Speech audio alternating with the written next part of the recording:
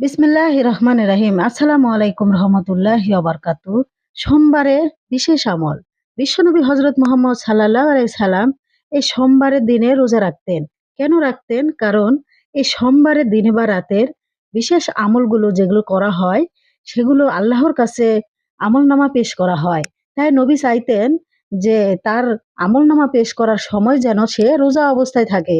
কারণ রোজা অবস্থায় যে আমলগুলো করবেন আপনি, তা আল্লাহ পাক নিজের হাতে তার আমলনামায় অনেক, অনেক নেকি লিখবেন আর তাকে কক্ষনো ফিরিয়ে দিবেন না। তাই আমরা চেষ্টা করব সোমবারের দিনে ১০০ বার ইন্না লিল্লাহ ১০০ বার পড়ব, হাসবুনাল্লাহ ১০০ বার পড়ব, দুরূদ শরীফ ১০০ বার পড়ব, দোয়ায়ে ইউনুস ১০০ বার পড়ব।